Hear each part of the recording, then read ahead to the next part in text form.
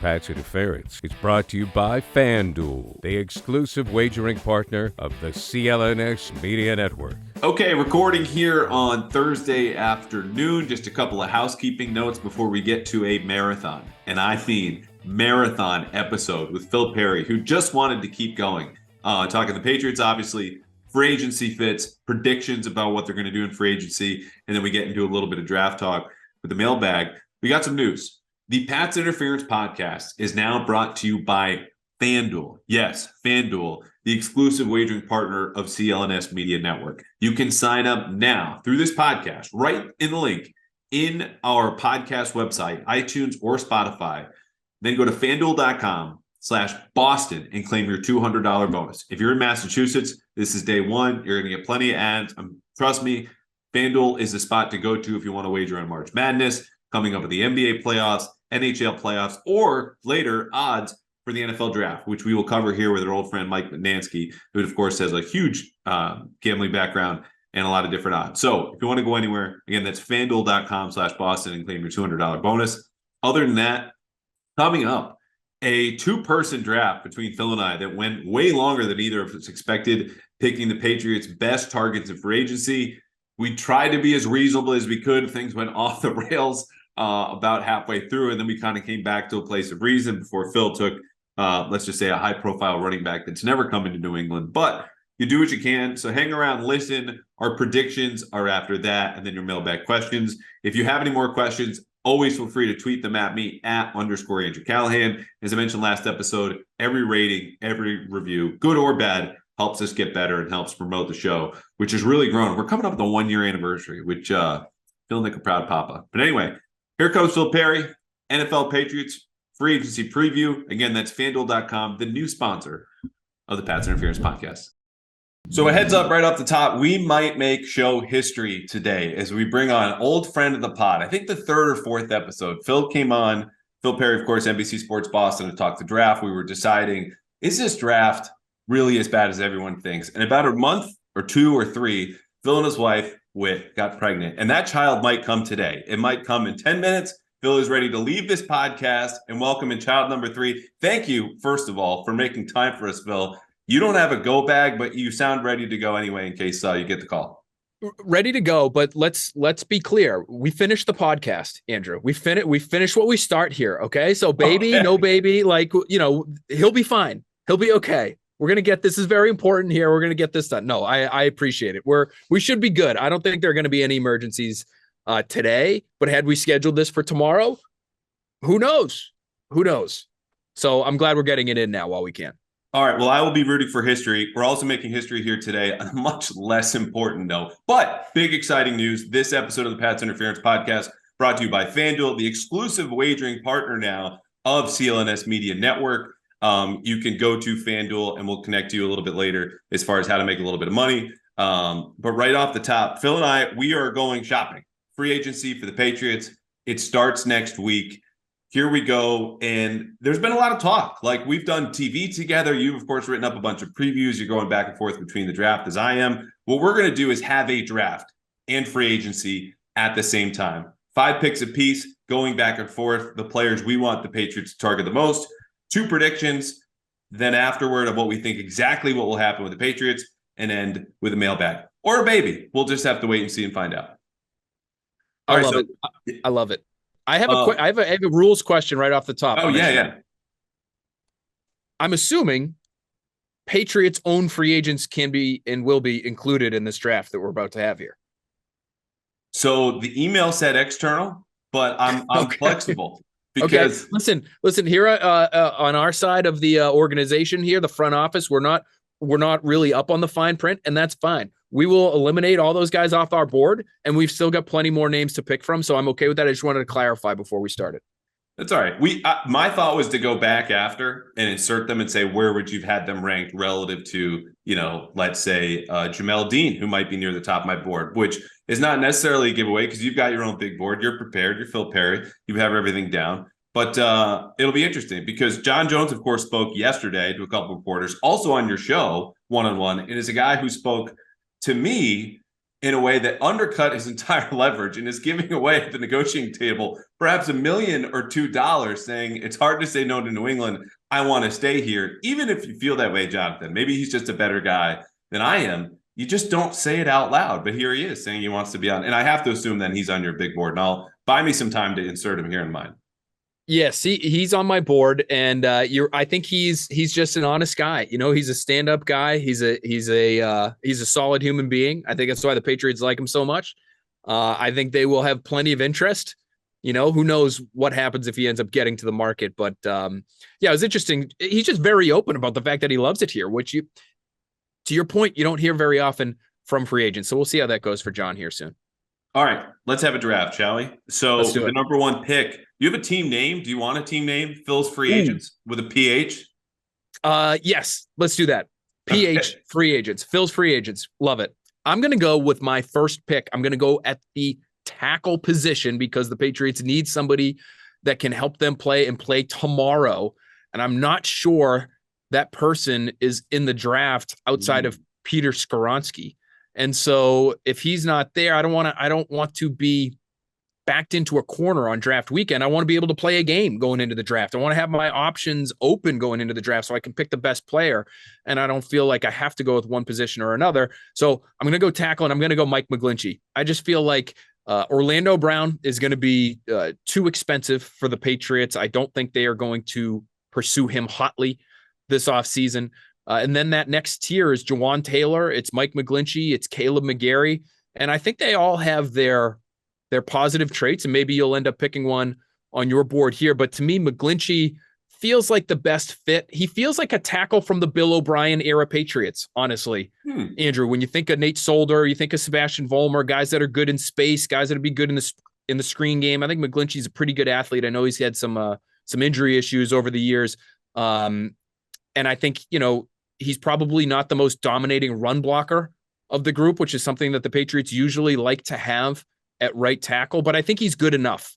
And I think you can help him in certain situations, whether it's what I've heard is he's probably not as powerful as he used to be. And so, how does that impact him in pass protection? How does it impact him in the run game? It's going to be a different run game probably that he had in San Francisco versus what he has here in New England. I think these are all important questions and they're all legitimate. But I think he gives you a starting caliber tackle, and that's what I want. And I think I like him the best of that trio that I mentioned. So he's my first pick here. So 2 stories really quickly. Last week at the Combine, I am asking everyone as much about Patriots intel as Mike McGlinchey, because I think you can go back to some terrible B-roll or shot of me at NBC talking about Mike McGlinchey as free agent target, and everyone's going, you can't name a receiver or a corner. Who cares about the offensive tackle? I'm like, I just watched the Patriots offensive line play 17 games. I want a right tackle. But the feedback I got at the Combine was he didn't improve as much, which I think might come with the top 10 pick, expectations of you're going to be a dominant player. And his run blocking graded out really well at places like PFF. And then you go with the quick Google search, and I'm like, is it really as bad as everyone's saying? Yeah, he would be fine to me inside the league. I would not advise his family to Google Mike McGlinchey as of late when it comes to 49er fans. They were all over him for his pass protection issues. And you look at their last 2 games, 9 pressures allowed against the Eagles and Cowboys in their last 2 playoff appearances. And to me, when I hear Matt Gross say last week to Patriots.com, saying first and foremost, you got to pass protect, I couldn't pick him. So I am here, the Houston Texans, sitting at number 2, hoping you, Phil Perry, get the pick traded from the Bears, go get Anthony Richardson. I want Bryce Young all along. I'm very happy that you took Anthony Richardson because I'm going Jawan Taylor. And the second part of this is last night at the Celtics game at halftime, I'm reviewing this fictitious big board and really struggling because of all that feedback and everything that happened. Jawan Taylor sucks at run blocking. And this is sucks of course, in the top tier NFL athletes, top 1% in the entire world. But the last graded tackle in run blocking, according to PFF, had a negatively graded run blocking play on 1 out of every 5 snaps. So aren't you supposed to be telling us why you want this guy? Yeah, well, I'm bringing it back. Yeah. Okay. All right. So he goes, I'm going, do I want 1 out of every 5 running plays to be kind of an issue? Or do I want Mike McGlinchey, whose pressure rate was about 5%? You're going 20%, Andrew, math lesson, is 4 times greater than 5%. But the weight of those pass plays third downs, red zone, fringe red zone. Is it going to be a field goal or a touchdown? I can't have my protection so screwed up with Mike McGlinchey. So I want Jawaan Taylor because he is the opposite of Mike McGlinchey, and he pass protects exceptionally. 2.3% pressure rate. He is also a right tackle. There are just more ways for me to get around. So I will take Jawaan Taylor, even though I roasted him for a full minute there, and take him from Jacksonville, 26. His market's supposed to be $17-18 million. He might be more expensive or as expensive as Orlando Brown, and that could scare the Patriots away. It does not scare me away. That would be crazy if he gets as much money as Orlando Brown, but I get it because teams value the passing game and what you're able to do there. I guess when I look at that trio, they're all on different planes in terms of their run blocking, where I would have Taylor last, then I would have McGlinchey second of that trio, and then I would have McGarry first. But I think McGarry also might be of that trio. He's probably the least dependable, at least as far as what we know about him at this point, as a pass protector. So I guess I went with sort of like the middling option. I think McGlinchey is he's a little bit better of a pass protector, in my opinion, than McGarry, but he's not quite as good as Taylor, but he's going to give you more in the running game than Taylor will. So I kind of settle on, to me, the guy is more of kind of the all-around player of that trio of free agents that I would kind of slot in behind Orlando Brown when it comes to cost. Right. Yeah, there's definitely that second tier below Orlando Brown, who's also, I think, just part of the market is you get inflated in the public view. Like, he's never really been a top 10 tackle solidly for multiple years in his career. Am I missing something? No. Yeah. I mean, I don't. It's scary to me because he's a guy who wants to play left tackle, whose best position is right tackle. He's a giant man, and so there are certain schemes he's probably not going to fit because as big as he is, he's not like, Trent Brown's a mountain of a human being too, but when he's at his best, he can move. I mean, some of those zone plays that they ran against the Packers in particular, I mean, he's out on the move and he is swallowing up edge defender Preston Smith in Green Bay. And it's just like, my God, this guy, when he's right, he's unstoppable. I just don't view Orlando Brown in the same way, even though I'm sure somebody's going to pay him something close to $20 million a year. Yeah, he wasn't even on my board, and not in the instance if the Patriots get him, that's a bad thing. I'm just with you. I don't think they're going to pay for that amount. So looking at that second tier, I also agree in that, Taylor's the best pass protector. Go down to McGlinchey, then to McGarry, who's also coming off of a career year. So are you just kind of kidding him, are you buying high and he's going to dip back down as a career better run blocker? And then you flip that order. McGarry, McGlinchey can fight it out for the top spot.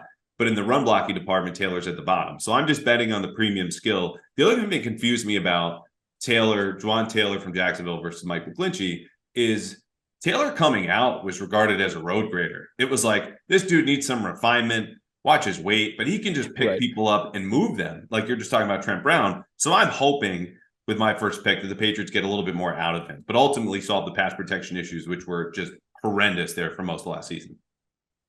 Yeah, I think there's part of Bill that is just always going to want a real run blocker at that position. It goes beyond scheme and efficiency. It cuts at the fabric of what your offense is made out of, in short yardage. Can we feel comfortable running behind this guy? Trent Brown, it's not like we can depend on him staying on the field at all times. So if all of a sudden we're in a situation where it's Jawaan Taylor and some, unknown rookie swing tackle, maybe it's Connor McDermott, if it's Connor McDermott and Jawaan Taylor as your tackles, do you feel like you can run behind those guys? Now, McGlinchey has a lot of the same sort of stay on the field types of issues that somebody like Trent Brown, I think, would have. And that may be what ends up deciding this thing between, if they are trying to pick from this group of tackles, like who would we like best? Well, McGlinchey's had an injury history that may scare them away. So that could be a factor here too. Yeah, no perfect options. And I think and have said they will sign someone and draft a tackle. Are you of that thinking like day one, day two?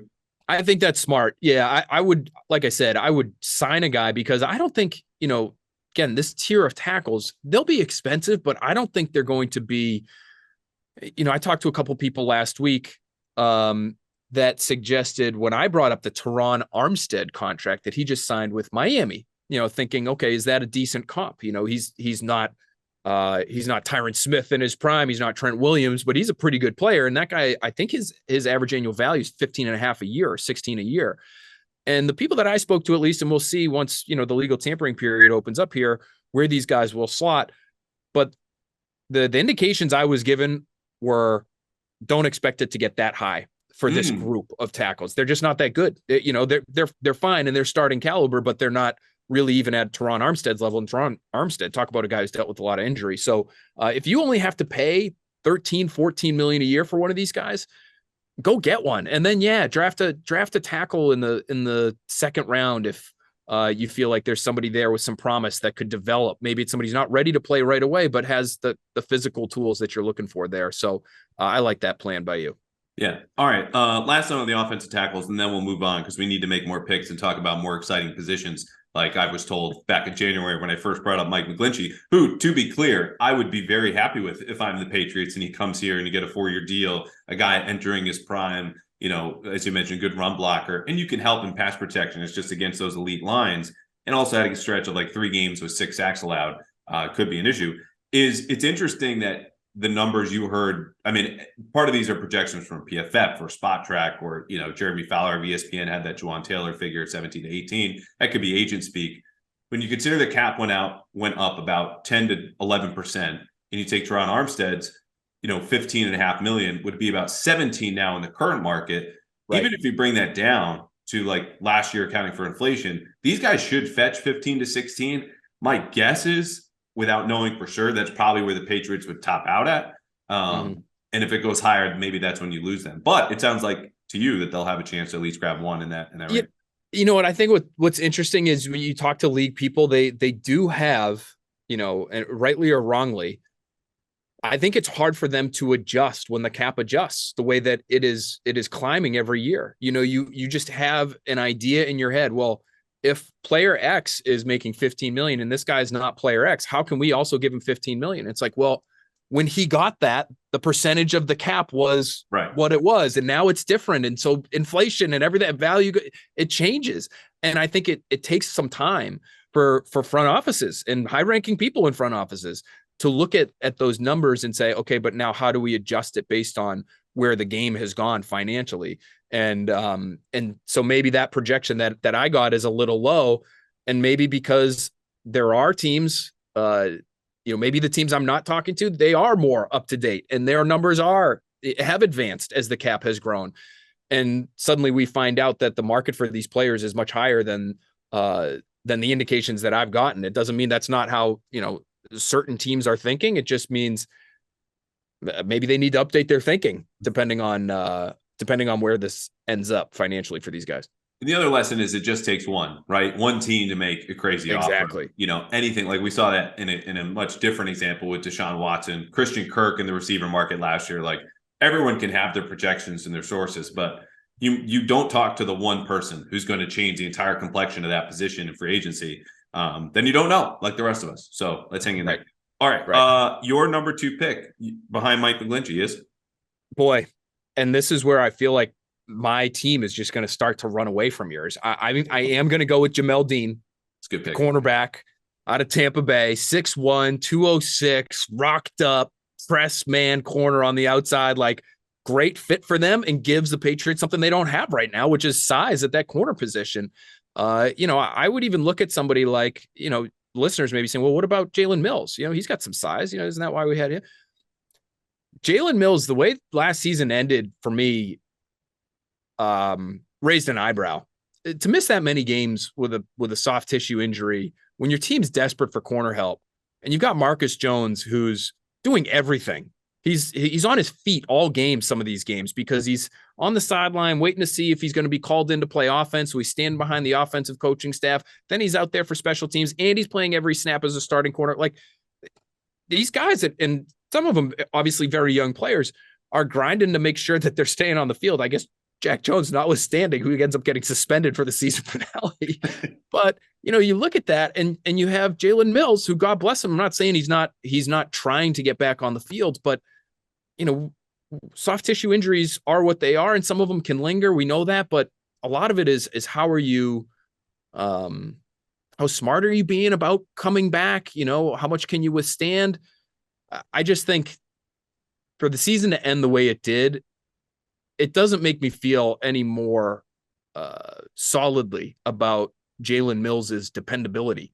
And so I would not put his name and pen down as a starting corner next year. And if so, somebody like Jamel Dean is available, he's going to make a lot of money, Andrew. This is what's great about our draft is like, yeah, I can go spend money on Mike McGlinchey, and now I'm going to go spend money on Jamel Dean. Like, in reality, are they going to be able to get two players like this offseason? I'm sure they could figure it out, but I'm not sure they would want to make that work financially. I don't care. It's not my money, so I'm going to go get him with my second pick here. And you know what? If the Patriots are 27th in spending over the last 3 years, as Bill Belichick informed all of us voluntarily at the end of his last press conference, you know what? Maybe it's time to spend a little bit on Jamel Dean and Mike McGlinchey. I'm glad you brought that up too, because I was struggling with the format of this. Do we just go, pick one player from tier 1, tier 2, tier 3? How do you divide those rankings? Let's be responsible. Let's be reasonable with this. And I just said, get that out of here. Throw that out. Let's have some fun. Let's just get our targets.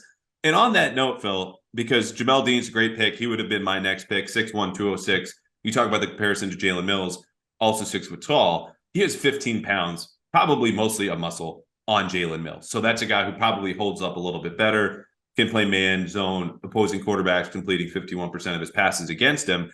Not terrific ball skills, which is normally like number one with a bullet prerequisite for Patriot corners, but he's really, really good. So is, with my second pick, Tremaine Edmonds, linebacker from the Bills. Ooh. I am all in on dropping Tremaine Edmonds in the middle of Bill Belichick's defense and reminding all of us, including some media members who looked at Raekwon McMillan last year and be like, oh, he's kind of fast. And that looks great. Hey, he looked great early in the season. I would co-sign on that feeling. Not a knock on Raekwon McMillan. It's just to say that reporters, our jobs to study this team day after day after day, have seemingly forgotten what real speed in the middle of a defense looks like because they just don't prioritize it. It hasn't been here. Even Mack Wilson glimpses here and there, and then he just goes into witness protection over the second half of the season. Edmonds is not going anywhere. He's 25. He's a two-time Pro Bowler, even if you don't put a whole lot of stock into that. He had two weaknesses going into last season. They were tackling and coverage. You ask the Patriots how Tremaine Edmonds is covering nowadays. When they targeted him 7 times, completed 3 passes for 19 yards, and got 1 intercepted. And then ask about their tackling, because Edmonds missed 1 tackle, Phil, a single tackle last season at 6'3", 6'4", 250 pounds, a guy running a 4.5. The best football of his career is ahead of him. I think he's worked out the kinks as one of the youngest players in his draft class. Make him a Patriot, put him next to Bentley. If Bentley leaves next year in free agency, here's your new Mike, your new captain, your new face of the defense. Wow. I love this pick because we know Bill Belichick loves size at the linebacker position. You can also get fast while adding some size at that position. So this is sort of the best of both worlds. I would say it's also a smart pick on your end because even though we're not trying to be responsible with our money here, he plays a position that's just not all that highly valued across the league anymore. And so you're not talking about 18, 19, $20 million a year to get a guy who's made 2 Pro Bowls, whereas you would be probably with an offensive tackle, so you're adding real talent, but doing it in a sensible way, I would say. So I like that pick by you. I would say though, first of all, now you're not allowing Bill Belichick to take Iowa's Jack Campbell in the first round at pick number 14 overall. Because he wants to do that. 250 pounds, unbelievable athlete, tough, smart. Nobody works harder than Jack Campbell. Campbell Trophy finalist, the academic Heisman football. Yeah. So I don't like it on that end. Bill Belichick probably would hate this. Elliot Wolf and Matt Groh and Steve Cargod come to him with the idea of signing Tremaine Edmonds. He says, we've got our next linebacker. He wears number 31. He plays for Iowa. I just got off the phone with Kirk Ferentz. Get out of here, guys. You see his 3 cone? Come on, guys. Exactly. Yeah. But I like that. I like that pick, but it also, didn't you think Juwan Bentley actually had like a really good year last year? I've never been a massive Juwan Bentley fan, but I didn't think inside linebacker was like a huge issue for them last year. No, second best player on their defense, in my opinion, in the back half of last season behind only Matt Judon. And then I think you could even make an argument. Kyle Duggar's in the mix there, but I just don't think Bentley's going to fall all the way to the bottom. You look at his coverage skills, the instincts, the tackling, the playmaking. Forget all the stuff he does before the snap. making adjustments, everything. He was great. I just think this frees them up instead of relying on these safeties come in and around the box all the time. Like you can play traditional nickel defense, without having to move him on the edge, where he was fine, but it was kind of a way for them to hide Bentley in man coverage. You don't have to hide anymore. You can get predictable in your calls and rep those and get better at them as opposed to having every single defense in the book with a guy like Tremaine Edmonds, because he can do everything you need him to. So I think you could have two traditional inside linebackers, your two edge guys, and then play with some 2D tackles. So you still have your 5 defensive backs, but it frees up your safeties where maybe you lose Devin McCourty. Even if he comes back, you let Jabril Peppers go. You have 3 safeties there. They can rotate in and out. It just allows you to do more with a guy like this in the middle of your defense, not only now, but moving forward. So it's not a knock on Bentley. It's just to say your only other inside linebacker under contract is Jelani Tavai, who, again, I'm higher than consensus on, but don't really want starting in the middle of my defense. Any thought to going after a veteran guy who's not as big in Levante David, who has a bunch of void years at the end of his Bucs deal? He's available. Any thought going there at linebacker instead? Yeah, there were a couple. David Long from Tennessee, obviously played with Mike Vrabel, super productive. You got your Leighton Vander Esch's, some Bobby Okerike's who are younger. I just thought if you're going to go in this position, because he could also even be your dime linebacker. Like that was an issue in Mac Wilson's just, can't follow the ball simply early in the season. You have to replace him later on. I don't think they're going to go for the older player, Bobby Wagner, the same way as someone in the division they know who's ascending. And if you're going to commit to it, instead of a 1 or 2 year deal to squeeze the last ends of his career out, as much as I like Levante David, get the guy who's going to be here and be a cornerstone of your defense. And I might have had the numbers wrong. I said this guy probably not going to be making 18, 19 a year. He might. It looks like Pro Football Focus has it projected 4 years, almost 19 million per year. And so Tom Pelissero had that list today of guys who are going to get more than you expect. Virtually all, if you want to cheat, Phil, and look at my big board, just pull up this list because they're all of my guys, which made me feel terrible. Like, oh, this isn't going to happen. Juwan Taylor's gone. Tremaine Edmonds, forget about that. And it's he had him close to 20, which would be far outside the Patriots price range. And if you're a team like Houston or Atlanta starting over and you need a guy, a leader, playmaker, everything, like he can play in whatever system you want. I think they signed him away. But again, we threw reasonable and responsible out the window. We did. And I'm going to try to get us back in some ways back to center here on the reasonable scale. Okay. And I'm going to go with a heavy dude. I'm going to go with Dalvin Tomlinson. Oh, out of Minnesota. Now, the Patriots run defense actually was not bad last year, especially when you look at their games against more traditional running attacks. And we know there are fewer and fewer of those every year with the athletic quarterbacks coming into the game. But we know Justin Fields lit them up. Lamar Jackson lit them up on the ground. Like if you were to remove those games, and again, I'm not saying you should, but if you were to, their yards per carry allowed was excellent. So this is not a screaming need for me, but I'm starting to think toward the future at this position. And this guy is to me, he's one of the best run defenders in football, regardless of position. And with Lawrence Guy getting closer to the end than the beginning, Devon Godshaw, I'll have to bring up his contract right now, unless you know it off the top of your head, but I don't believe he's under contract for more than another couple of years. I would just be thinking of making this guy my long-term future at the position. I think he's more of a true nose than Godshaw is. He was brought in and he was talked about like he's going to be, at least this was the impression I got, that this guy's like the next Ted Washington of your defense, or he's like an Alan Branch sized human being. He's obviously big. He's not that kind of player to me. He's sort of, rather than a true nose, I see him playing over guards and being able to take on double teams, but he's not the space eater that we've seen here in some other years. I think Tomlinson gets you a little closer to that. And in a league where you've got fewer and fewer linebackers on the field, what some of the advanced numbers would tell you is that these interior defensive linemen matter a lot because they can take some of the bodies off of those smaller linebackers at the second level or safeties at the second level you have, and can really help you defend the run when you don't want to have a ton of people in the box. So to me, Dalvin Tomlinson, if they could figure out a way to do that, again, not a position that's going to really break the bank financially, I think he'd be a great fit here in New England. So it's interesting because A, he was not on my list, but B, I think, you're right, addresses a need, and I just found Godchaux's contract. He's under contract through 2024 with the guarantees that are in there. And just given his age, he should still play for the Patriots for the next 2 seasons. Lawrence Guy's in the mix. Christian Barmore there. Carl Davis is a free agent. So is Daniel Ekuwale. They could probably bring either of those guys back in relatively cheap 1 or 2 year deals if they want. I just saw this as a position that they'll probably deal with in the draft, where I have been projecting them for some big run stuffer who I will see signed off the Lions practice squad and go to Minnesota every week and be like, oh, that's a guy at BYU that I thought they should have taken in 19 and the guy in 2021 that they just never take. But I think, to be a year ahead of schedule, where I think you could probably squeeze 1 more year to Lawrence Guy, who had an underrated year. But it is a position, like you said, that I think gets undervalued. People talk about that way about linebacker until you have a player like Tremaine Edmonds, who solves all these different issues at the second level for you in one person, as opposed to patching them over with different schemes and safeties, whatever. Same thing with running back, which I think has finally been properly valued, and we've reached an equilibrium there between the league and the media evaluators. Because you look at players like Vita Vea, who's probably an alien. Like, there's a 10% chance he was not actually born on Earth.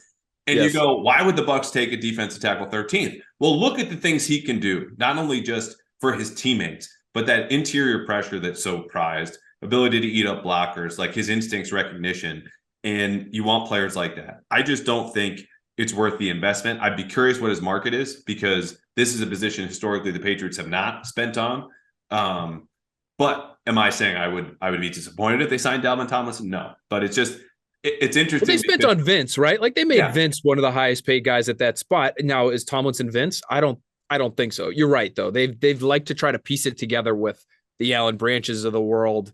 Because that was a different era. Like, I don't remember the exact time. You're talking about when he was holding out and finally got the deal. Yeah, and they gave Godchaux real money. Yeah, I think Bill would be open to it.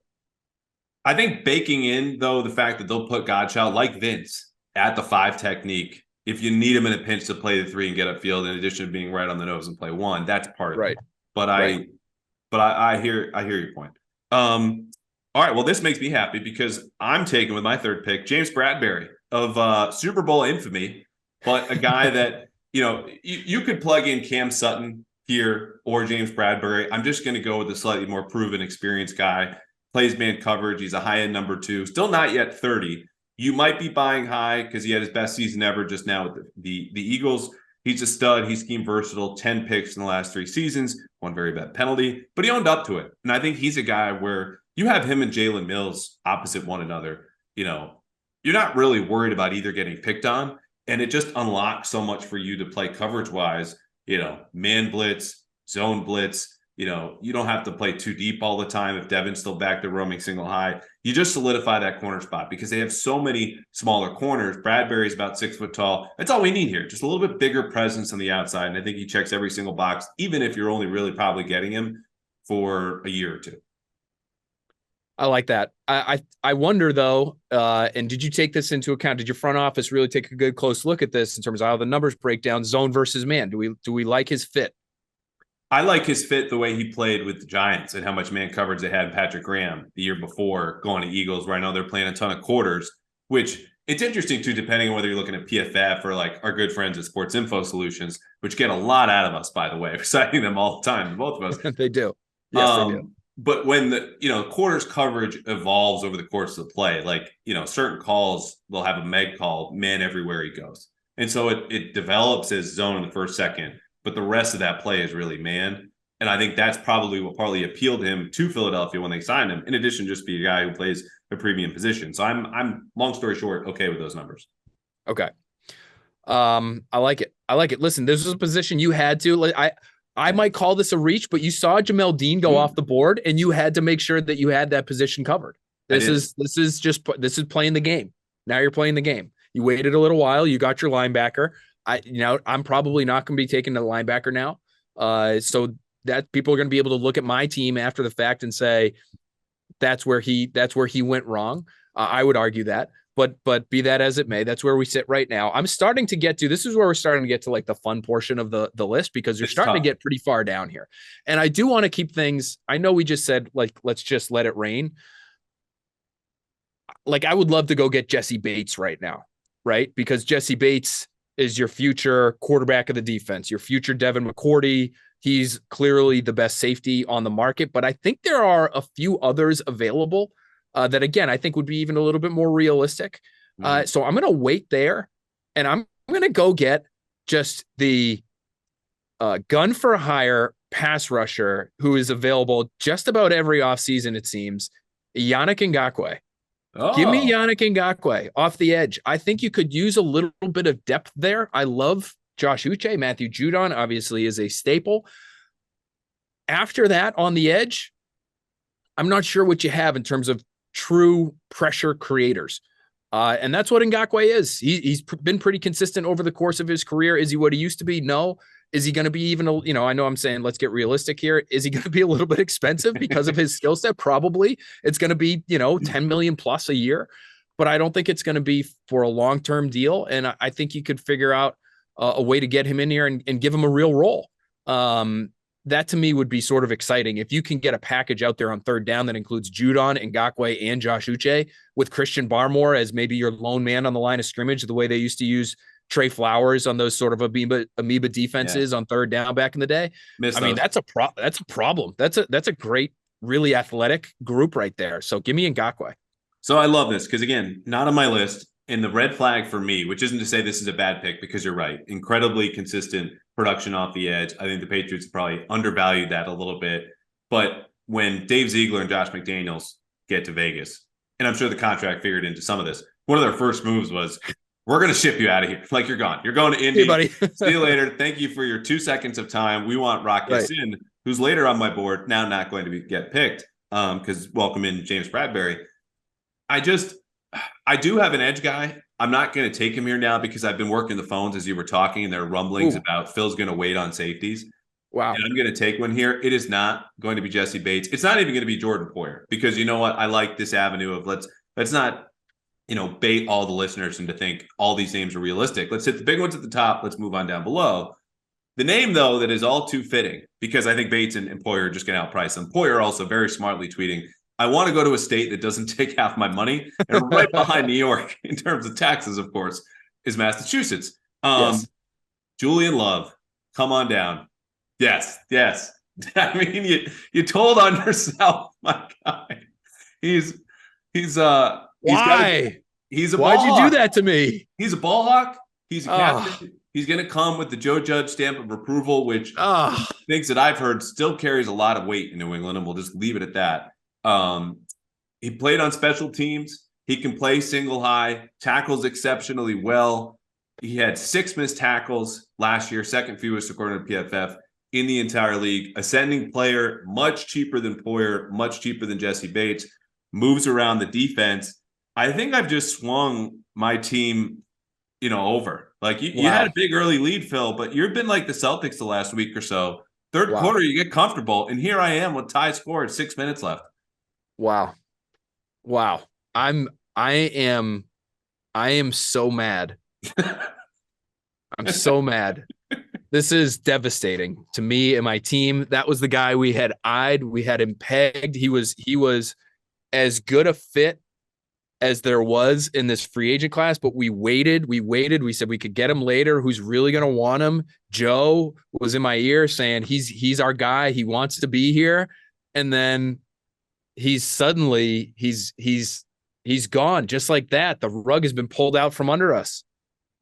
Boy, it's going to take me a second to regroup. But yes, for all those reasons you mentioned, he makes so much sense. He's not going to break the bank. They could use him in a variety of different ways. They might lose Devin. They might lose Jabril Peppers to free agency.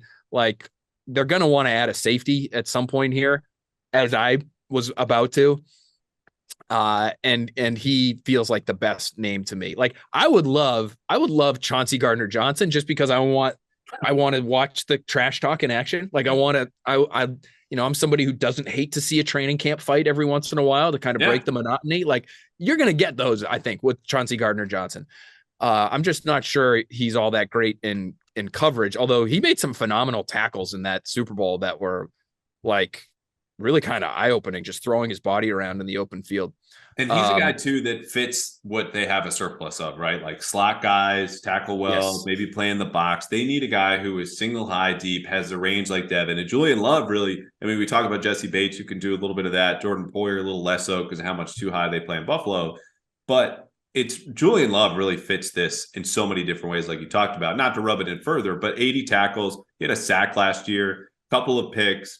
You know, he's just there and he's hanging around. And that's the exact I need a screenshot of your face and folks on YouTube because you are really peeved. Yeah. Such garbage. It's like, it's the classic. It's just the classic fantasy football. Like you had a guy in your queue and then your buddy takes him right before. We've all been there. At least you got Yannick Ngakoue. I mean, I did get Yannick. Do I have one more pick? I think I have one more. We had last pick. Okay. Hey, Massachusetts, listen up. The wait is finally over. FanDuel, America's #1 sports book, is now live in the Bay State. New customers in Massachusetts can get in on the action with $200 in bonus bets guaranteed when you place your first $5 bet. That's $200. Just sign up at FanDuel.com/Boston.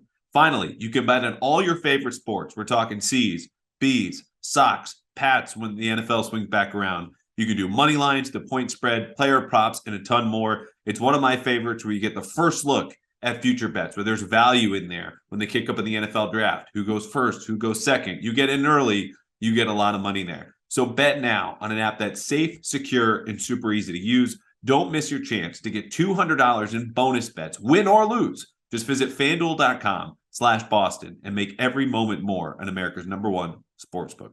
21 plus and present in Massachusetts. First online real money wager only. $10 first deposit required. Bonus issued as non-withdrawable bonus bets that expires in 14 days. Restrictions apply. See terms at sportsbook.fanduel.com. Gambling problem? Hope is here. Gambling helpline ma.org or call 800-327-5050 for 24/7 support. Boy, but now my board has been shaken up. I'm really not sure what to do here. Is the clock going to run out on you like the famous 2003 Minnesota Vikings in the so first here's round? No, the clock's not going to run out. Neither of us has taken a receiver, which the people at home are probably like, what's going on? Well, if you're listening to this podcast, you probably know, because I'm sure Andrew's spoken about it, the receiver free agent class is garbage outside of, Jakobi Meyers. And we've been told that we're not going to be talking about current Patriots free agents. Juju Smith-Schuster, I guess you can make an argument, is somebody who still has some value. Odell Beckham, if you want to go there, which I'm not, could intrigue some folks. I'm going to make a pick that's probably not all that realistic because I do think he's not going to make top end at his position, but he's going to make more than the Patriots are going to want to spend at this position. I think it would be a lot of fun to get Tony Pollard in here to be your third down back. So you need that position filled. I don't think it's Pierre Strong. Maybe they will prove me wrong this offseason and they will hand him that job. Maybe Ty Montgomery will come back and be healthy, and maybe that will be his job. Although, we're talking about guys that are closer to the end than the beginning. He would certainly fall into that category. Pollard, to me, is been the best back for the Cowboys for multiple years now. He gives them something that they don't have. And you could probably find that in the draft, and I get it, and you find it much cheaper. But they've also shown this reluctance to play rookie backs, especially in that role. So you're just going to you're going to draft one, great, but then you're going to go another full season without a true third down back on your roster, and you're going to maybe depend on Ty Montgomery staying healthy. I'd be willing to pay if it's short term, you give the guy $9 million or thereabouts to get Tony Pollard onto your roster and shore up what's a critical position, not only in the Patriots offense, but specifically the Bill O'Brien offense. And that Mac Jones would, I assume, really love to use based on his playing style. So I appreciate that you took the responsibility and reason that we brought back in the conversation and went up a couple floors, threw it out from another window with the Tony Pollard conversation, because it's a great punctuation. Like, of course, I'm going to tweet out our teams when this is done along with the episode and say who likes what teams better. And when people get to Tony Pollard, oh my God, like, it doesn't matter what we think of Mac now. We can run the ball with Tony. We can run it with Ramondre Stevenson. This new offensive line is going to pave all the room in the world. Let's throw Lamar Jackson back in there. And then they're going to go over to my fifth pick, which, to be honest, I was debating between old friend Jermaine Illuminor if we want to double up on the tackles. It was just, God bless him for having a career year. I'm not winning anyone over except for his wife or girlfriend or partner or whatever with that pick. So sorry, Jermaine. Though he would have filled a great need, right tackle, some depth, some guard, whatever you need. Samson Ekubam was another, or Ebukam. I always flip that. Yep.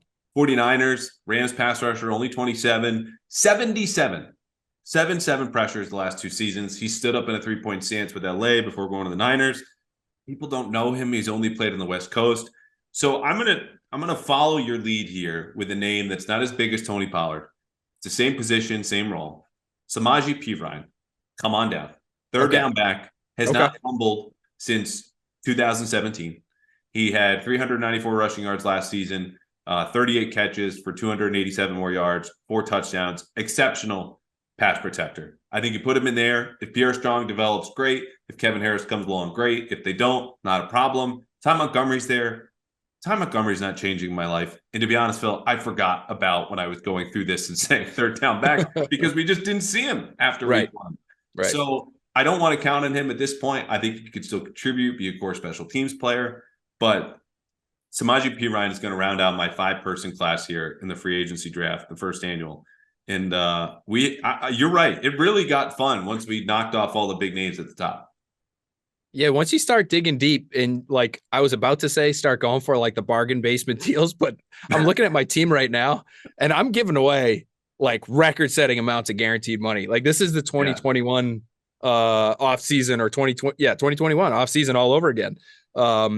Because McGlinchey, that's going to be a big old guaranteed number. Jamel Dean, big old guaranteed number, maybe the best player at that position, premium position this year's draft class or free agent class. I'm giving a running back to 10 million guaranteed, bro. Like I am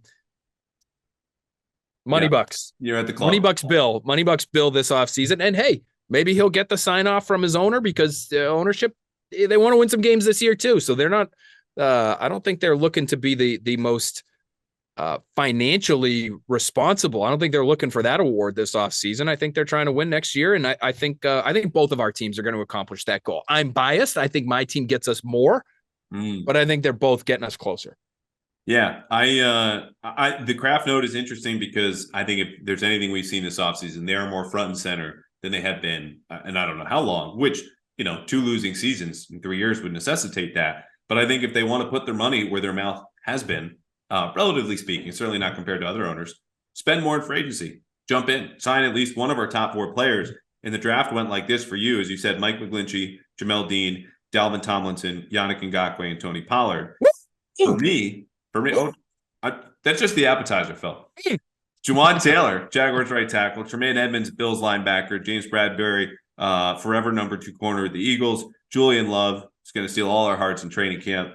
And Samaje Perine, just solid, unspectacular, but just gets the job done. Excellent pass catcher and pass protector. I wouldn't be surprised to see some of those names. Of course, the big wrench or question now is to come back to Jakobi Meyers and Jonathan Jones. Say we're redoing this draft, and they're in your big board. McGlinchey, Taylor, then Dean, then Edmonds, then Tomlinson, then Bradbury. How far down do we get before you throw in? I would assume Jakobi Meyers goes first. Yeah, I'm slotting him in as my second pick. If he's part of this draft, because while I love Jamel Dean, it's a deep corner draft class, and I'm factoring in depth at positions in this year's draft when I'm figuring out how to attack free agency. Like it's very clear you're not getting receiver help outside of Jakobi Meyers in free agency. So I would make him a priority. Not necessarily the priority, but I make him a priority. And then I would double down and I'd try to add another player in the draft at that position because early, because I think at corner, not that you're getting a Jamel Dean type of player ready to go in 2023, but I think in the second or third round, you could find somebody who can play, somebody with some size, with some athleticism. We've seen the Patriots turn undrafted rookies, never mind, mid-round picks into starting caliber players. So I would trust them to do that, right? Especially at that position versus receiver. I don't know how they could trust themselves to do that, right? So I would be willing to make the expense both in free agency and in the draft and invest highly to try to reduce my risk at that spot because I think it's so important that you add to it, that you upgrade this offseason. So Jakobi would be second for me. Would he be first for you?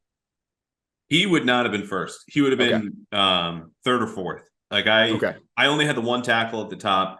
Jamel Dean was ahead of him because I just think he's a slightly better player than Jakobi Meyers. And baked into my decision-making was just, I think they need to go the trade route, which unfortunately for them, that's another market that's shrinking, like the upcoming draft class of receiver, like the free agents that we just talked about. Keenan Allen just restructured today. He's staying in LA.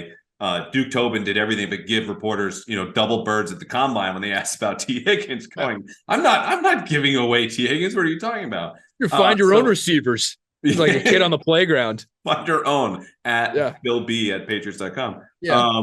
But it's just, it's difficult. So I think Jakobi has to be up there. And you know what? It's not a consolation prize the way that my tone is conveying that right now, right? Like 26-year-old kid was a quarterback just 6 years ago, learned this position on the fly, performed well enough in his first NFL training camp to get a job, catch passes from Tom Brady and the reigning Super Bowl champs, and has been their leading receiver ever since that season. So his best football is ahead. I just am very concerned that even for a guy who wants to come back, just prices out the Patriots. And so they look at this position as obviously of less value, in my opinion, than other teams around the league because they see it as pass catchers, okay? We have tight ends. We have running backs we can and often throw to.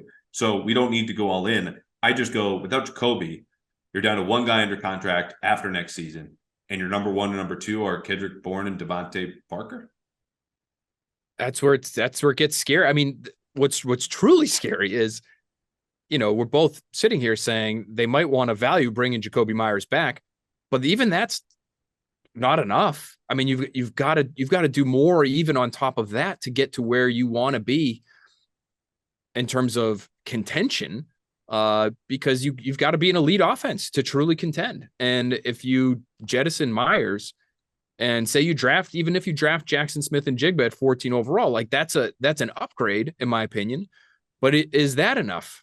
If you get both guys, or if you get Meyers and Quentin Johnson because you feel like those skill sets are a little bit more complementary, now maybe you're talking. But I'm with you. Like if they could figure out a way to make a trade work, I'm warming up to more and more as time goes on here. The idea of DeAndre Hopkins, he's not what he was. He's lost a step. I'm of the belief that there are many front offices around the league that would tell you the same thing, but that doesn't mean he wouldn't be an upgrade if he were to come to New England, and that he wouldn't be worth it if it's a second round pick. And essentially now you're going year to year with a guy who I don't believe has any more guaranteed money on his contract, but has, a $19 million base salary for 2023. And he's open to restructuring. He said that yesterday. I'm flexible in the last 2 years of his deal, not to mention a player who's never really won as a burner, though at some point you need like a threshold to cross with your speed. He's a contested catch guy and has been, but 11 years in the league or 10 or whatever it's been is still a lot. So I would be open to, if you feel like you can make it work, using that second round pick and sending that thing off and saying, we need DeAndre Hopkins because we need something different at this position. And if that means losing Jakobi Meyers, unfortunately, because I think he's great for them. I think he's great for their locker room. I think he's deserving of a big deal because of what it means for your team and your culture and your program. Like to be able to point to guys like Julian Edelman over the years and say, hey, and not that Edelman ever was making top receiver money, but hey, if you guys do all the right things, you could be a seventh round pick. You could be undrafted.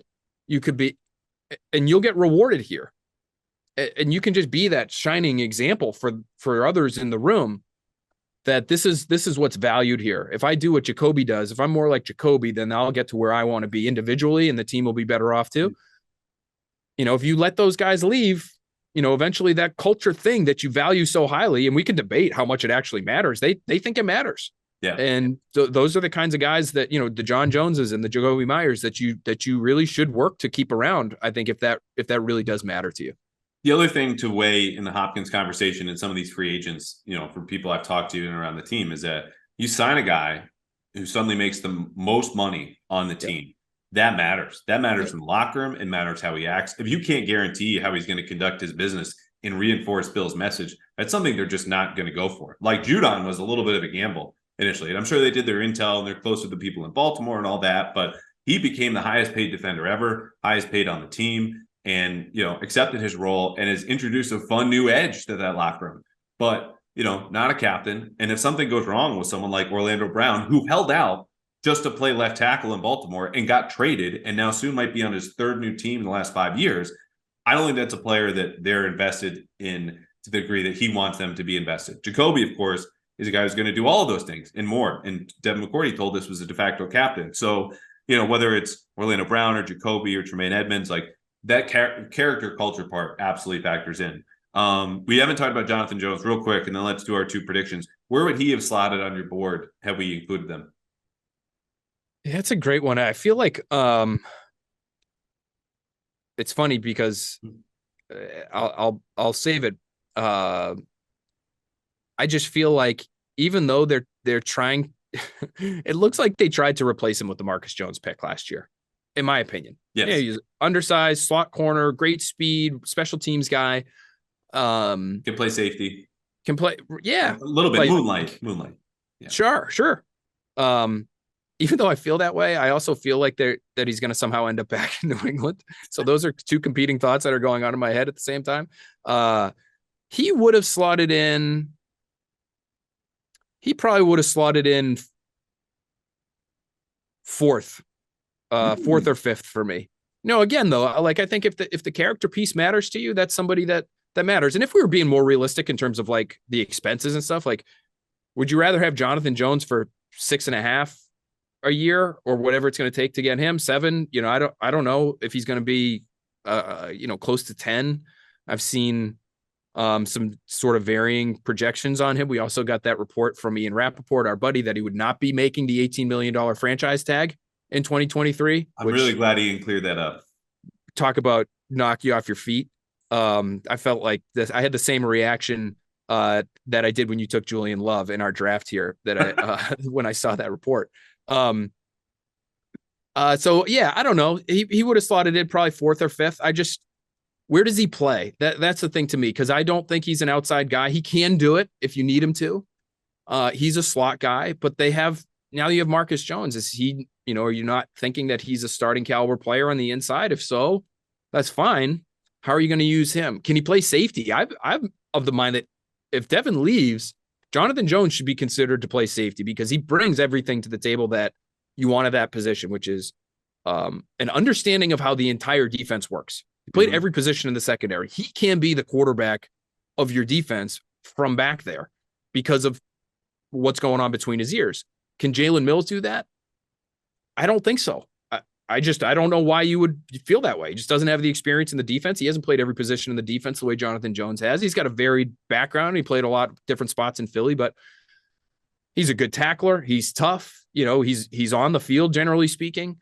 Guys respect him. So if there's anybody that's on the roster right now to replace Devin McCourty, in my opinion, it should be Jonathan Jones. But I don't know if the Patriots see him that way. So I just have him a little bit farther down my list than Meyers. The interesting part about the Patriots in-house free agents to me, outside of the fact that Jakobi plays a position in need a receiver, Jonathan Jones, if he leaves, plays a position that will be of dire need at corner, is that they both kind of fit in a larger conversation of, do the Patriots want to run it back? Because in people that I've talked to, there's a sense of the offense was so screwed up, so fundamentally broken, and just everything was so bad that we should get another win or two just by virtue of having Bill O'Brien in the building. And it's as much, Bill O'Brien's experience in being a good coach is just, we're not going to do that. So is the roster good enough to compete then if you just run it back with these guys? Or do you look at, okay, there's a difference between being out of the playoffs and competing and then contending. And what do you really want to do? Because the window for Mac Jones's rookie contract is shrinking, and that matters. The last 5 Super Bowls have all had a quarterback on a rookie contract. So Jonathan Jones is a really good player. Jakobi Meyers is a really good player. I think they both also fit in what I've said many times and wrote about this week, the friend zone with league evaluators. You like them, you just don't love them. They don't change your life. You could get the best of Jakobi Meyers. I think whoever signs him next will. But I think they also need to make a fundamental change if they want to make that leap, not only just from missing the playoffs to competing. If you want to get to contention, a swing, even with the risk of like a DeAndre Hopkins or another player on defense like a Tremaine Edmonds, because they're just still not players in the roster. If you bring them back, that scare you as an opponent. And that's the Patriots' issue. This is a team that wins by not losing. The teams that are winning the most are winning because they don't lose, and they make jumps with exceptional winning plays that put them over the top in a championship games in the Super Bowl. You look at this roster, if you bring them both back, which would eat up a lot of money, and go, who's doing that for us? And I don't think you have an answer. What's really interesting about something you just said there was, it was all interesting. Don't get me wrong. It was all interesting. Thank you. But you're right. I mean, and they're very open about the fact that they win by not losing. There are other teams that don't take that approach, that are willing to take the big swings. It's almost like the modern day game of baseball.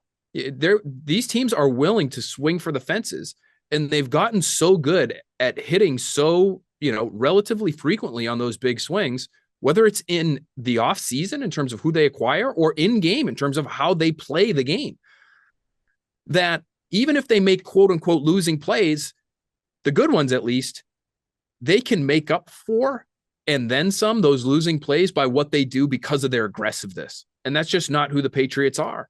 And so maybe the point you're getting at with the friend zone thing with these two guys is that the Patriots, because these guys are gonna, and I listen, the end of the Raiders game notwithstanding, like these two guys for the most part are going to do the right thing. Mm-hmm.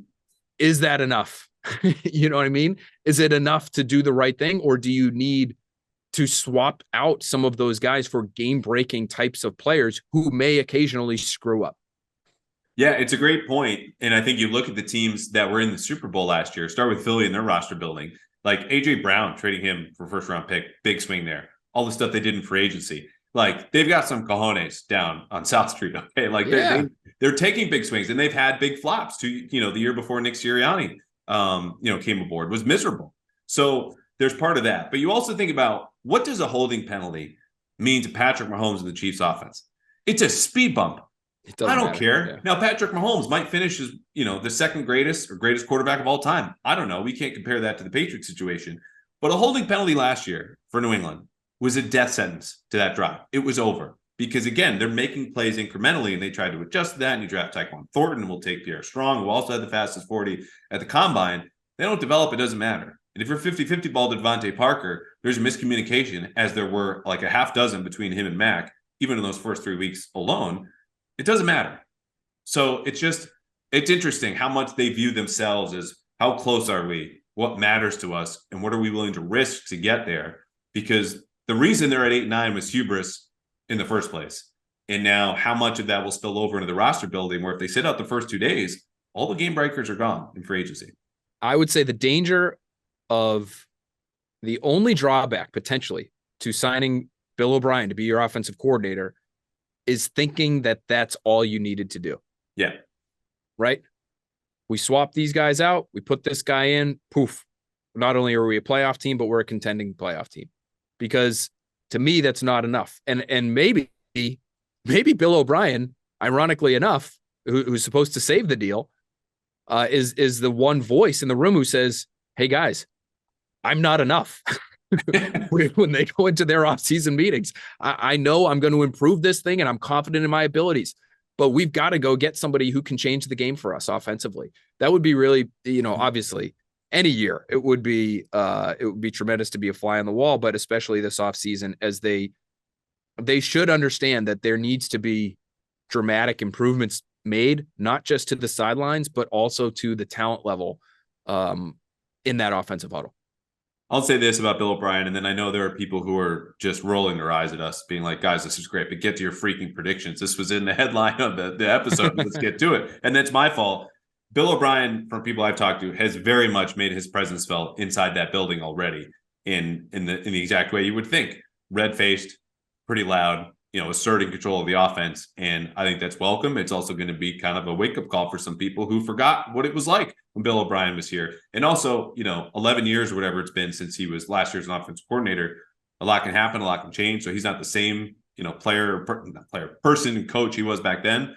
But yes, Bill O'Brien is very involved and having things his way so far in Foxborough. So, all right, I'm going to go first with my predictions. We just talked about Jakobi Meyers.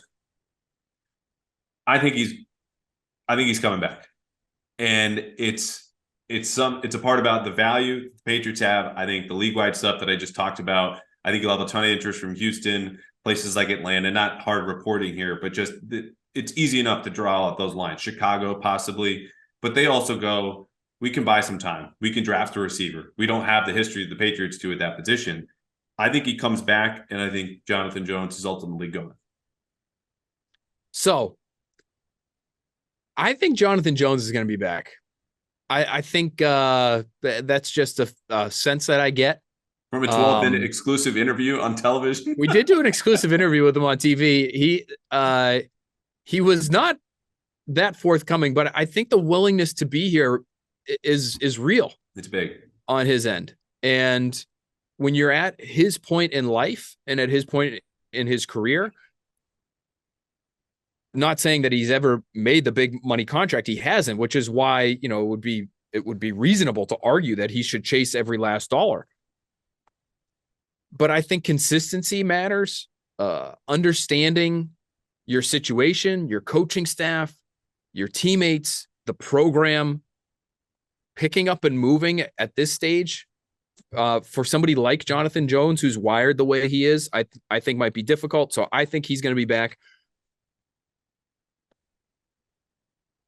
Let me say, as you think really quickly, I don't feel so firmly about that. Like, yes, it was the first part of the first prediction I had. If you flip that, Jakobi's gone because he outprices his market. Jonathan Jones comes back because he says, forget 6 or 7 million. I'll take 5 or 4.5. I could absolutely see that. It's just, I don't think they'll both be back. And if I had to put my money on 51% confidence, goes to Jakobi.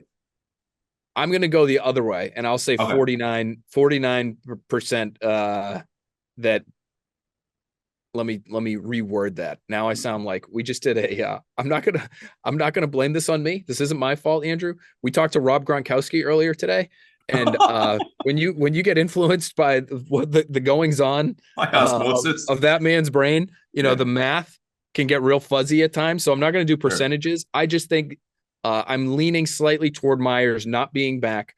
I think there are enough Patriots-minded front offices around the league, whereas most of the league will look at Jakobi Meyers and say, nice player, nice number 2, limited ceiling, will block for us certain things that we love, but we're only going to go so far. Somebody like the Texans that's trying to build a program, build a culture. I think they may offer him a little bit more than what the Patriots would be willing.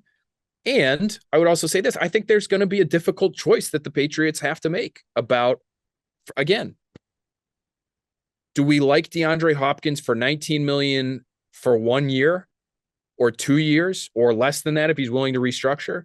Or do we want Jakobi for 4 at 15?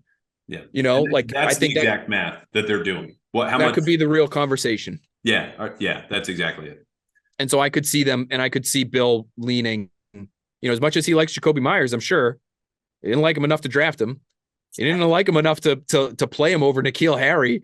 Even after a full season of the N'Keal Harry experience early in year 2 for both of those guys, when Meyers had shown some things, and he's still having a hard time getting on the field. Like, I just think, fair or not, and in this case, I would say unfair, yes. How these guys are brought into the league is at times held against them. So I would go kind of the opposite way of you, I guess, on both those guys, although who the hell knows?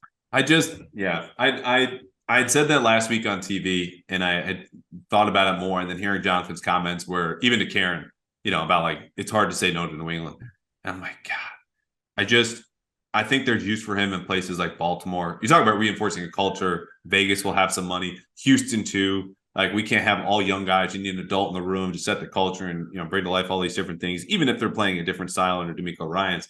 But again, for a first prediction, things we think are going to happen, I thought it was appropriate, since we didn't cover them in the first draft, to leave with those guys. It wouldn't surprise me. I think the more definitive thing is both are not going to be back. That's what I feel most firmly about. Pick whatever one. That's fine. My second prediction, the Patriots will make not 1, but 2 trades over the next 4 weeks. And I do not think I will be very surprised if it is the DeAndre Hopkins deal we've all been talking about. But they have a history of doing this, even smaller moves here and there. I think they realize that the market in free agency in the draft does not exactly align with their needs. So what do you do then? Pick swap deals after free agency. Who missed? Who could we trade?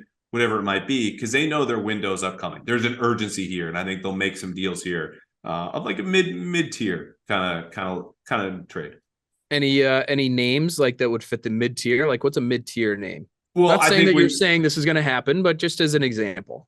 Yeah. For So instance. I'll give you a type of player, not a player specifically, but I think, when you throw out Tony Pollard, and I had to step back just from the shockwaves of that decision with the 5th pick, and I look at someone like Samaje Perine, who plays for a team and he's going to leave in free agency and probably not resign with the Bengals. But like, if he leaves the Bengals are going to be fine. And so if the Patriots picked up the phone and called for, a mid-level veteran who the Patriots see, it was Kyle Van Noy once upon a time, all these different guys, Jason McCourty, even Danny Shelton, like we can get more value out of him than the other team can. It could be a lower level receiver. Like I looked in free agency to someone like Paris Campbell and like coming off a career year, maybe finally put it together, great traits, all this and that. Like I think they would make a trade for someone a little bit better than Paris Campbell. How about Brandon Cooks? I told Trenny I was out on Cooks, and I can't go back on Trenny. So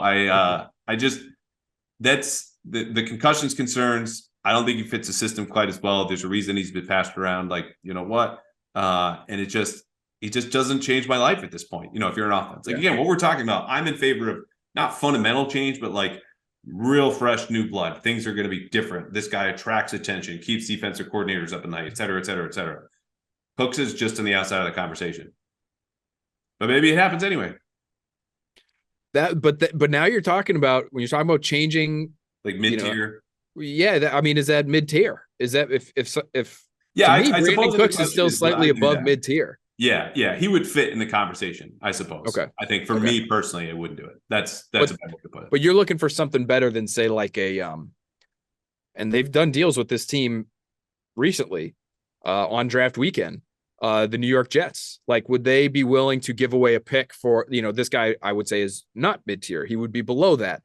But I actually really liked him coming out of the draft. Denzel Mims. Like, is he available? Could you get him for a day 3 pick or pick swap kind of thing and see if you can just get something out of him, because he does have some pretty legitimate physical talent. It just hasn't come together for him at all in New York. Yeah, I think that's a good profile. And look, if I had names of, players the Patriots have called about to trade, like you'd be reading about it at bostonherald.com. So that's where I'm coming from. People are disappointed why I don't have names.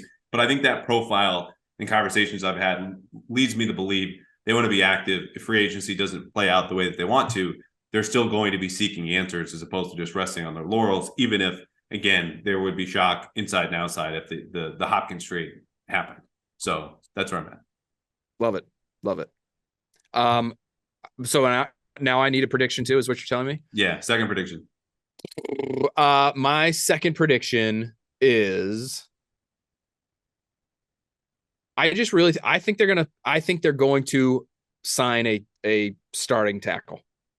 I don't think it's not, I know that was at the top of both of our lists. I think we're on the money there. I feel good about the fact that they will get one of these guys. It's not a horrible class.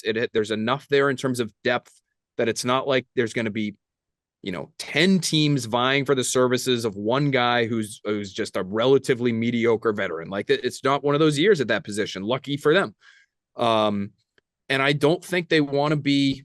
Now, they were in this position back in 2018, but do you want to do this again when Tom Brady's not your quarterback, where you're going into the draft without a left tackle? Like, they did that in 2018, and they got Isaiah Wynn, and they, my guess is they thought he was going to start for them. Well, they traded for Trent Brown on, what was it, day 2 or day 3? It was the next day. So the next day they trade for Trent Brown, who I think was sort of, he was a reclamation project. I don't think they brought him in to be the starter. You spend a first round pick on one guy, you do the pick swap thing for another guy.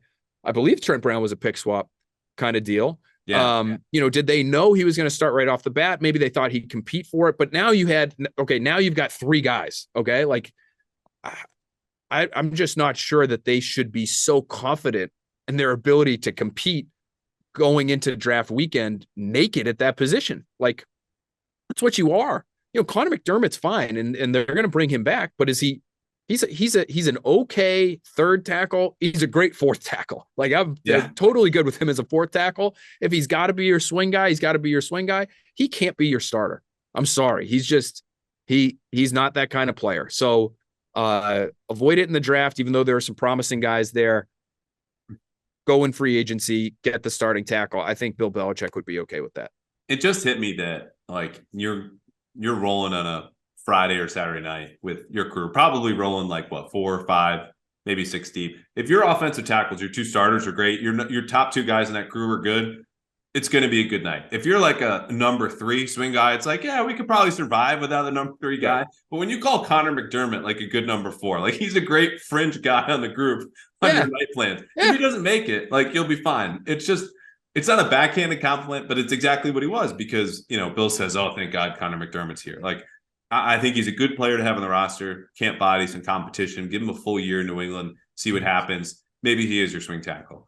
But, I'd rather have a third solid guy when I'm going out, so the conversation doesn't die. And I think when someone goes to the bathroom and I'm hanging there with Connor McDermott, we're probably hitting the weather. We're talking about, what he's doing next weekend. Like, I don't know, and just kind of waiting it out. So it's hard to say no disrespect after comparing Connor McDermott to that, but it's more a larger conversation about roster building and the placement of offensive tackles. So let's move on. Let's do some mailbag. All right. We'll get you out of here because I've tried to prolong this as long as I could. I wanted to make history here with Baby on the Pats Interference podcast. Oh, yeah.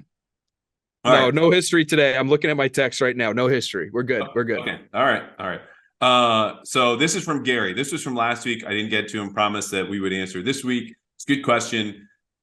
Quote, if defensive back, offensive tackle, wide receiver are the quote unquote favorites, what are the most likely sleeper positions the Patriots could target in the first round of the draft? First round of the draft? First round sleeper position. I would say, how about can we go inside linebacker? That's as sleepy as it gets. I'm not kidding about Jack Campbell. Like I could totally foresee not a 14, because I think even Bill Belichick, as he did with Cole Strange last year, I think even he would acknowledge, okay, it's probably a little too high for this guy. Yeah. But let's get down to the bottom of the first round and take this guy who's 250 pounds. Mm-hmm. He's a 9.7, whatever he is, RAS score from our guy, Kent Lee Platt. Like he is the prototype at that position for the Patriots. So I could see that. I think Bill values that position still. If he finds a smart guy there, that he thinks could be there long term. That's as sleepy as it gets. Like I'm trying to think of another one. I don't think there's a safety that they would want in the first round this year. No. Like so. No, I think he hit the nail on the head with the favorites, and then I guess my sleeper I'd go linebacker. So. It's a horrible. It's like, by the way, it's a horrible linebacker class. Yeah. So if you want to get Jack Campbell, you might have to overextend. I think they're moving back, which isn't to say anything groundbreaking, though.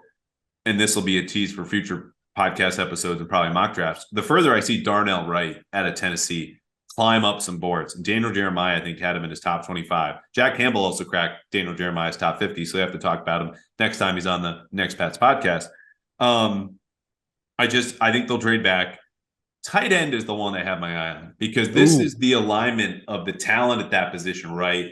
Yes. It's not necessarily a need now, but if you're looking at Jonnu Smith, you're looking at a guy that has not cracked 300 yards receiving in New England yet over 2 seasons. And we could talk about his usage and we could talk about his, availability or whatever you want to do. The bottom line is if you're a player with that contract, you should get 300 yards and be able to do it. And it just doesn't happen. So I think because they're stuck with the contract, you just draft someone and hope he's your number 2. So Michael Mayer to Notre Dame, I think there are a lot of like late first round, early second guys I could look at. Dalton Kincaid is more of a move tight end, but that's a position that aligns.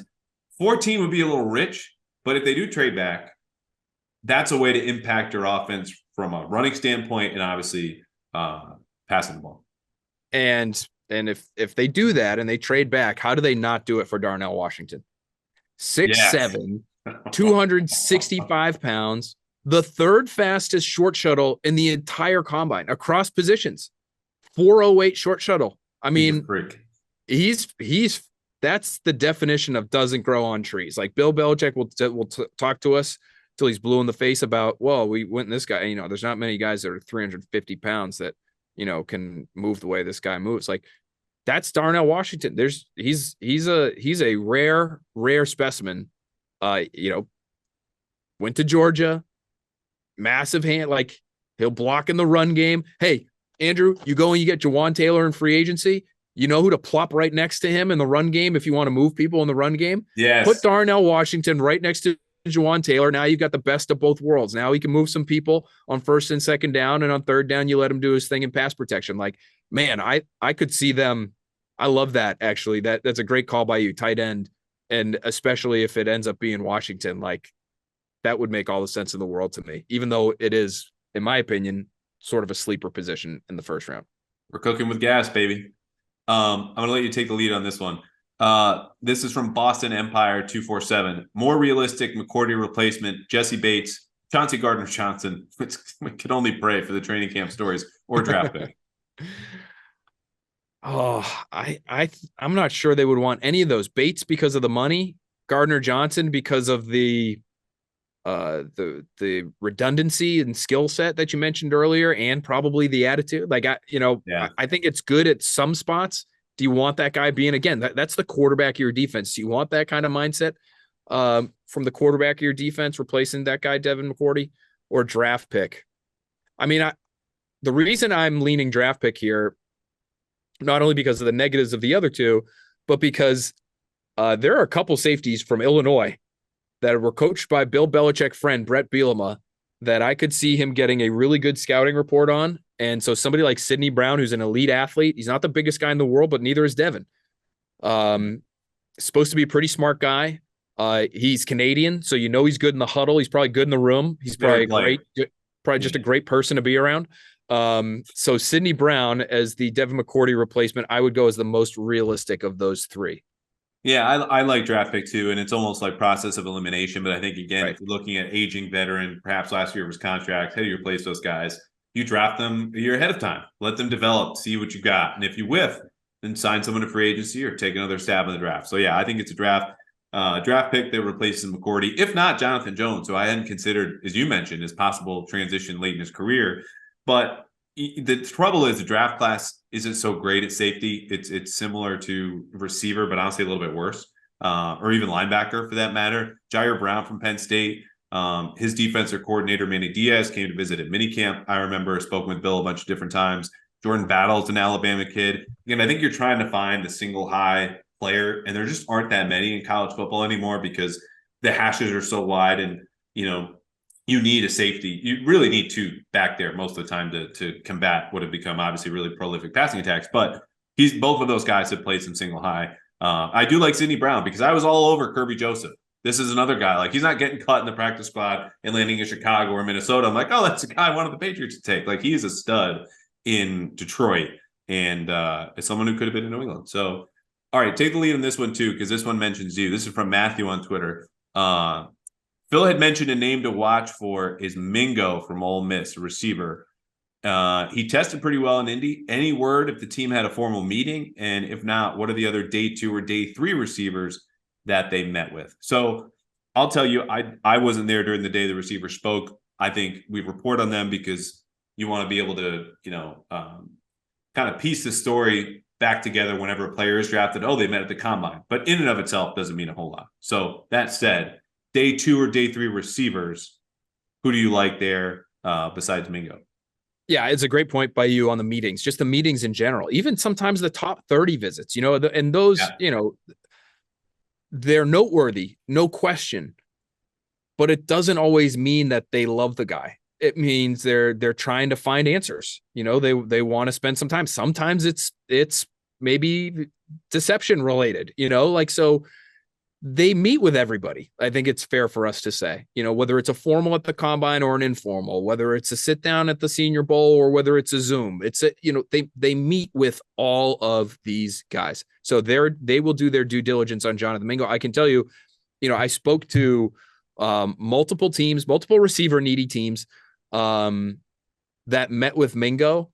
And when I asked, so in these conversations, the way I was kind of going about it was, obviously covering the team that I cover, who did you view as sort of a Patriots type? Think back on your conversations from the week, and especially at the receiver position, and tell me who you think kind of fits that suit. And I had 2 teams bring up to me Mingo's name, and it was because how he carried himself and how well he understood his offense, which is not an incredibly complicated offense. Don't get me wrong. Yeah. But even so, there are a lot of uncomplicated offenses in college football where the players who are NFL talents leave those programs and can't describe what their responsibilities were or what the responsibilities of others were the way that Mingo could. So he just stood out. You think smart, tough, competitive, like those are traits that the Patriots are very open about promoting and wanting in their room. And he fits those. I mean, if you watch some of his highlights, some of his tape, even if you just search his name on Twitter, you can find it. Like, he blocks his ass off. He plays special teams. He's 6'2", 220, so he went to Ole Miss. So you get people calling him, AJ Brown light, but he's not that kind of talent, but he's kind of a bruiser the way AJ Brown is, and had a pretty good Senior Bowl too, which we know the Patriots value. So, in terms of others at that position, what's interesting about the Patriots is they really, in the past, for a long time, have drafted nothing but, especially through the first 3 rounds, nothing but freaky athletes at the receiver position. So, like, the short shuttle, 3-cone matters, but like they're looking for real speed. They're looking for legitimate physical studs.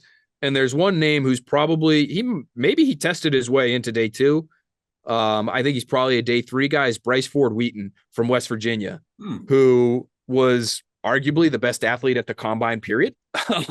If you look at, again, to drop math bombs name here, but his relative athletic score, which if you're a fan of the draft, like, it's a good way to just sort of gauge how well guys move, especially for their size, because the height and weight gets factored in. He was a perfect 10 out of 10 on math bombs RAS card. So 6'4", 220, 41-inch vertical, almost an 11-inch broad jump, 4.38 at 220 pounds. Like, even if he can't play receiver, Andrew, like, how does Bill Belichick, if he's available in the 4th round, how does he not just draft that guy and say you're going to play every unit on special teams, which he did at college? He played a lot of special teams, and you're going to be a Patriot for the next 5 years. Congratulations, buddy. That's the kind of name I could see them, even if they invest in a receiver really early, I could see them going late with an athletic freak who's going to play a lot of special teams and might develop into something more for your offense. Yeah, it's a great point, because at least the clay you have with which to mold there, you have some other possibilities if it doesn't work out, or guys who have inside, outside versatility because of that 3-cone you can uncover quickly in the slot. I thought you were going to go in a different direction, and he fits this mold in that he's got freaky speed. But when you look at Tyquan Thornton pick last year, and we talked about this last time you were on the pod, it was like the Patriots had a breakup with their entire draft system and went the opposite direction and wanted something the total opposite. Like, and that went for multiple picks. It wasn't just clowning on Tyquan Thornton, who had one of the slowest 3-cones, obviously the fastest 40. People talk about his skinny wrists. I don't care about that, but small hands, very slight, 6'2", all this stuff. And they're like, we're not only just taking him in the 2nd round, we are trading up to get him. Right. And so it's difficult to predict. I think they'll probably pull back to what they had done for 20 plus years. And in that mold, if you want day 2 or day 3 receivers, again, can't speak to whether they met at the combine. If they take a top 30 visit, I would take note. Josh Downs, North Carolina, a lot of people started to like him as of late. Demario Douglas was a receiver they worked with at the Shrine Bowl, at Liberty. A.T. Perry's been brought up at Wake Forest. A guy I like is Marvin Mims at Oklahoma, because he combines 6'9", 3-cone, 4.3, 4.4 speed, productive at Oklahoma. He's a little slight, but I think there's just something there where you're like, he'll hang on the roster, which again, in the 3rd, 4th round is, there's some tools there to develop. If they don't, like, he's your number 4 guy in your crew. Like, Marvin can hang. He's just his French guy. Yeah, he's right there next to Connor McDermott. He would be hidden by Connor McDermott if he happened to be walking behind him. Like, he would just be swallowed up by Connor McDermott's shadow. There's so many of these light, fast receivers now that are hard for me to picture in the Patriots offense. It's just like, when if they had, I guess they had Cooks and they got Philip Dorsett, but even those guys are a little bit heavier than, some of these guys are 175 pounds. And it's just sort of the way the game has gone. And at some point the Patriots will have to adjust and deal with what's being provided to them from the college ranks. But I look at some of these guys and say, man, like, especially with Bill still at the helm, is Bill really gonna invest it? He did it with Tyquan Thornton. I get it, but it's still so hard for me to. God, it's like, but is that the outlier or is that going to become the norm? Right. You know? So that to me is what makes this class interesting because there's so many of those guys. Yeah, and again, not a great class. So they need receivers. It's the worst time to do that. So who knows? But I think we covered all our bases, man. This was fantastic. Hey, I had a blast. I'm still mad at you for taking Julian Love. But I do think I'm so glad that you're gonna tweet out the lineups there, because if I were to lose that, I'd just be stunned. I'd be stunned. We do our fan polls every night on NBC Sports Boston, our early edition. You know, they scan the QR code. Some of the results of those polls really, really surprised me. So I shouldn't be this confident, but I'm very confident that I'm going to smoke you in the results of that poll. Yeah, if it's poll. I think it'll be closer than that, but like you'll have most of the audience go, Julian, who? How do you? See, that's the thing. Say You brought the thinking man's approach. Like you've got the more realistic group, I would say, and probably the one that is got the better chance of coming true. But unfortunately, Twitter, generally speaking, not the thinking man's app. Here's the new poll question: Is it what pick did Phil start drinking? Was it Dalvin Tomlinson or was it Yannick Ngakoue? I just am literally throwing darts at a board here in our podcast studio in NBC Sports Boston and hitting names. You're just killing time until the little guy comes. And when he does, I will get him an infant-sized Julian Love Patriots jersey to wear to training camp this year, next year. And maybe I'll get one myself because, you know what? Why shouldn't we match after this draft? Why not? Well, I'll look forward to that. Thanks for having me on the pod, bud. Always fun to talk ball with you. And hopefully we can do it again soon.